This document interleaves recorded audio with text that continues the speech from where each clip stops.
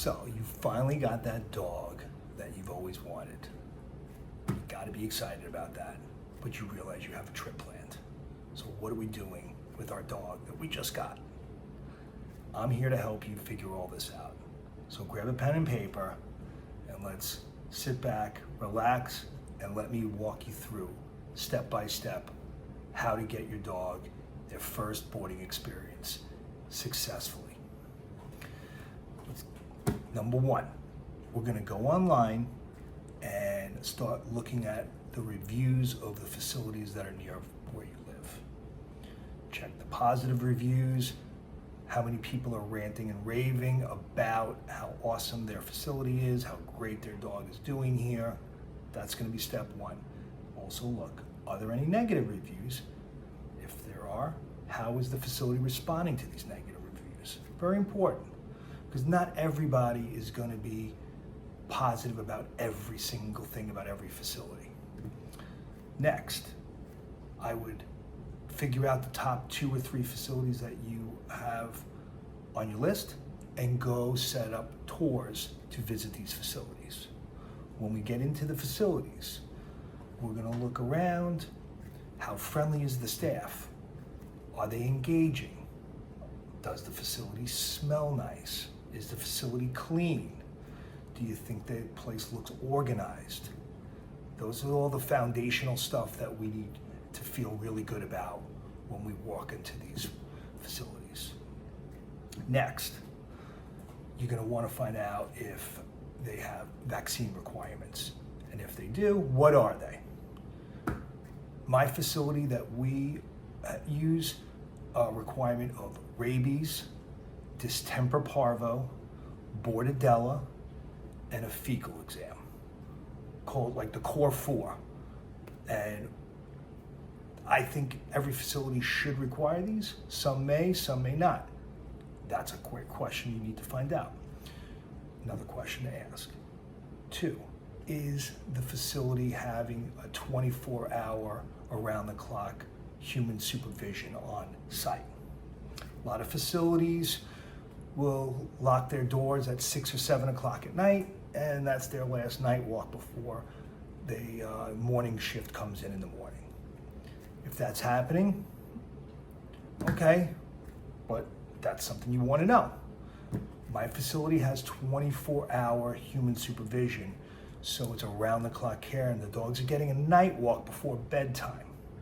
That's something I think you want to find out in advance and check it off the list.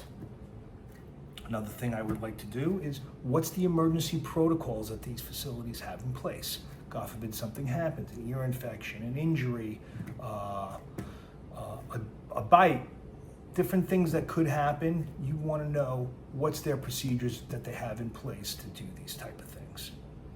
Also, next, can I have a tour of the facility? Can you walk me through? Let me see where the dogs play, where the dogs sleep. What are my boarding options? What are the suite sizes or traditional crate sizes that we have to choose from? And do you have cameras? Are the cameras on the dogs in play? Are the cameras on the dogs while they're doing their boarding? Very important things that, you know, all the facilities may or may not have, and you'd want to know. So once we get this down, I think you could start to narrow your list down, maybe to the one that you feel most comfortable with. Once we're there, what are we doing about getting our dog introduced? I really recommend a freshman orientation day at bare minimum, which is a doggy daycare day scheduled. At my facility, we make it complimentary. So it's that important to me that your dog come in for a doggy daycare day before we do a sleepover that I don't even charge for it. So maybe this facility near you will. Doesn't really matter, to be honest with you. Most important thing is you want to get your dog into the facility so that it can get a day in a life there and have the experience of meeting the staff, meeting the other dogs that will be socializing with your dog in group play. And is your dog going to be socializing with big dogs or small dogs? based on your dog's weight. Is your dog an in-between size, or is your dog a large breed? Is your dog a small breed? These are all things you want to find out too in advance before you bring your dog to the facility. Once we feel comfortable that, okay, I have a small dog and my dog is going to be playing with their small dogs, we feel good enough to bring the dog in. Let's schedule that freshman orientation day. And then they'll bring your dog into the facility and give your dog an evaluation. And when you pick up at the end of the day, they will hopefully give you feedback that this is going to be a good fit. I then personally recommend that we do another day or two. Ideally, in a dog's brain, when they do things 3 times consistently, it sort of locks in that this is going to be something that they can get used to and feel comfortable with. On the drive over to the facility, make sure that you use calm, assertive energy. Really important that if you're a nervous person or you're nervous about this first experience that with your new 4-legged baby, you got to take some deep breaths and make sure that you're calm when you do your drive over to the facility. Your dog is going to be reading your energy. And if your dog feels that your energy is nervous, your dog's going to get nervous. And that's not going to set your dog up for the success that we're trying to create. So once you do this, that calm, assertive energy, we get over to the facility, we bring your dog in. Always bring your dog in with a leash and collar or a leash and harness. You don't want to be that person that brings your dog in and runs loose right into the lobby. Every once in a while, there'll be people that do that. Let's not be that person. So be respectful. And also, once you're in the lobby of that facility, keep the dog close to you. Dogs can become protective over their owners, so they might be super friendly when they're out on their playground there, but while they're in the lobby, they might be a little bit protective over their mommies and daddies. So I always like to say, minimize socialization in the lobby, wait your turn patiently, and then when they get acknowledged and you're ready to go, you can start to transition your dog to the handler or the staff member that's going to be taking your dog to the back. Maybe they're going to be able to load some web cameras onto your phones for you so that you can supervise and watch this experience while the day is happening. Then when you do your pickup at the end of the day, you'll find out from them how everything went. Hopefully it went well, and if it didn't, let them give you the feedback on what we need to do next. It may be a second or a third daycare day might be the best thing that can happen for you guys, so that we can really get your dog comfortable and acclimated so that by the time the boarding date comes, your dog's gonna be ready to go. A lot of times that will be the best way to get your dog comfortable and confident that this facility can be the home away from home experience that you're looking for. So once we get through that phase, make sure you also bring your dates in, because a lot of really good facilities, if you're leaning up against a holiday for a trip, they'll be booked and you don't want to be on that waiting list. You want to be in as soon as you have your dates. That's something that we always try to encourage our clients to do at our facility, is get those boarding dates in right away. This way you can get the suite size that you want and you're ready to go. Once we get this finished, ask some questions about what I can bring for my dog for the board, which is, I always recommend you bring your food, you bring the treats, you bring, if your dog's on medicine, bring the medicine.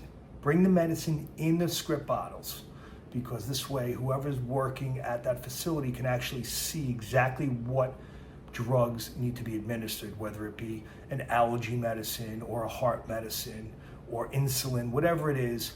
Always bring everything in the bottles.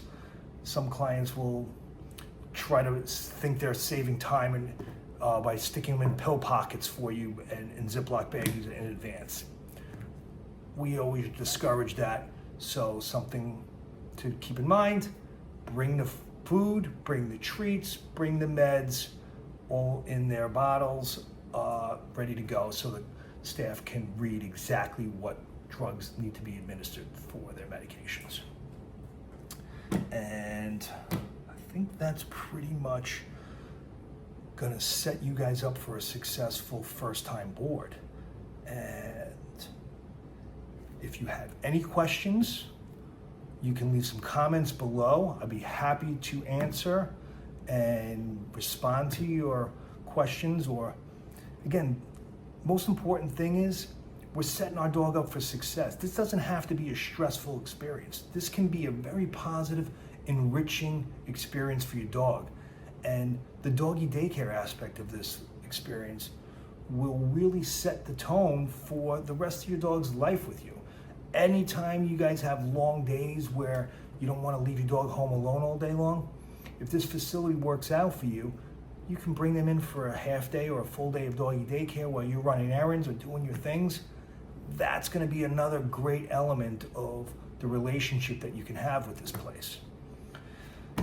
At Dogstown University, where I've been the owner of this facility for almost 20 years now, I've developed amazing relationships with our clients, and we've gotten to know these dogs so well. We know every little nuance that these dogs, whether the dog is afraid of thunder or lightning or loud noises, or certain dog breeds don't like men or don't like women that we have at our facility. We know it all, and that's also information that I want you to also communicate to these staff members, so that they know in advance if there's things you figured out that your dog, every time the UPS guy shows up at your front door, he goes ballistic. Let them know my dog can be reactive to loud noises or knocks on the door, things like that. That'll also help the staff learn about your dog in advance and make sure that they can also learn how to behave with your dog in group play, or whether they're taking your dog in and out of their boarding facilities, suites. So other than that, I think we're off to a good start here. I look forward to hearing some positive things from you guys, and I appreciate you guys taking this advice. Have a great rest of your evening, and look forward to seeing you in the next video. So again, have a great night, and leave some comments below.